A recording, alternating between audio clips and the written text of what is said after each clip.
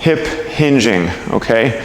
Or it can be an exercise that we call a Romanian deadlift or a straight leg deadlift. So what we're gonna go over now is just the ability to move our hips without our spine. We wanna differentiate those two areas, okay? So from the side, it's easiest to see this. I'm gonna take my feet and put them hip width apart, toes pointed straight, arches nice and high. I want soft ankles, soft knees, and I want my weight a little more dominant in my heels. So in order to get that, I just take my hips and I sit my hips back a little bit like I'd sit down in a chair. All right, so now I'm loaded in the heels. All right, I'm in the right position. I want to make sure that my low back curve is just like it should be when I stand up tall. So I'm in that neutral spine alignment. I've got the, let me get to that darker wall so you guys can see it, in to out curve right there, right? But it's subtle, like I'm being pulled up on a string.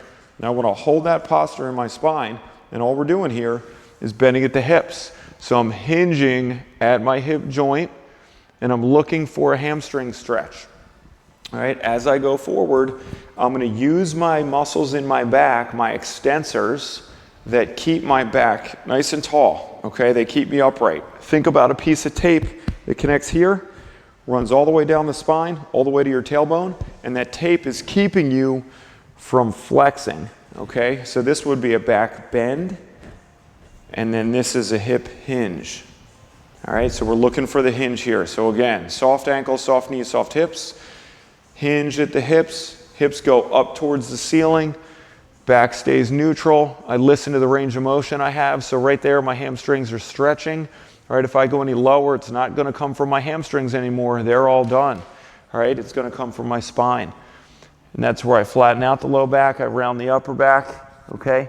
So this is not doing me any favors, and I definitely can't be loaded there or I'm gonna run into some big back problems. So if we're gonna load this in the future, we need to understand how far we can go moving from our hamstrings and hip joints versus what's back movement.